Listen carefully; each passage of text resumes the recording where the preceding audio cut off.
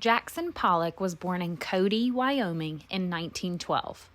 In 1929, he studied at the Students' League in New York. In 1947, Jackson Pollock arrived at a new mode of working that brought him international fame. His method consisted of flinging and dripping thinned paint onto an unstretched canvas laid on the floor of his studio.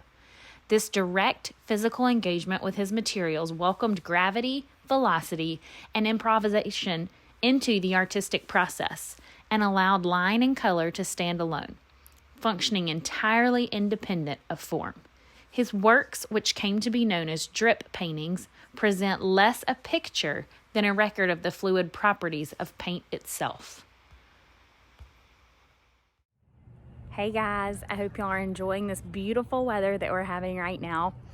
We just learned about Jackson Pollock, the artist who does a lot of splatter paint work. So since it's so nice outside, we're gonna be making our own. You need old clothes, old shoes. If your hair's long, put it in a ponytail and get ready to get messy. First thing you're gonna need are some paints, some water. I'm using some clear cups. You can use cups, bowls, whatever you have to put paint in. We're just gonna mix a little bit of paint with some water so that the paint is super thin, and then I'll walk you through the steps for splatter painting.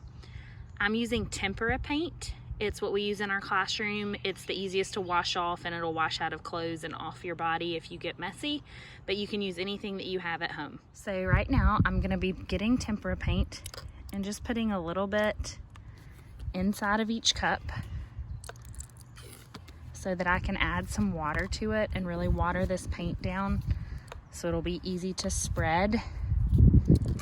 Whoops. This is definitely a messy project, so you may need a bath after this.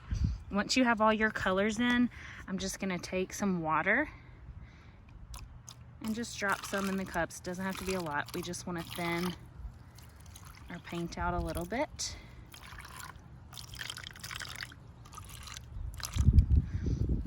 I'm going to use the end of my paintbrush just to stir these up in my paper towel to wipe it off every time, just to get the water and paint mixed really good.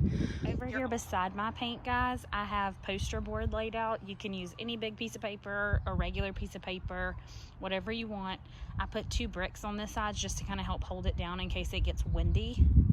I've set up my paint colors kind of on the outside edges of my poster board, and I'm just gonna walk around, and we'll be using our hands to paint.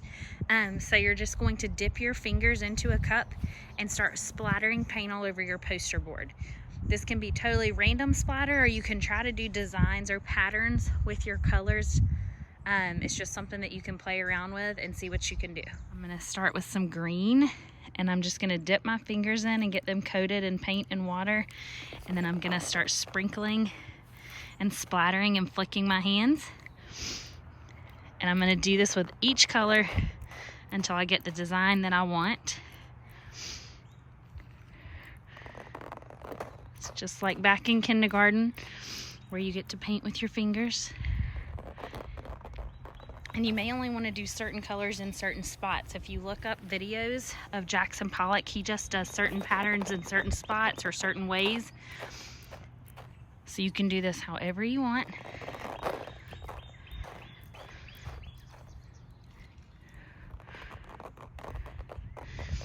You can try to get further away, closer away, and see if you can make different designs and patterns. Then you have your very own Jackson Pollock.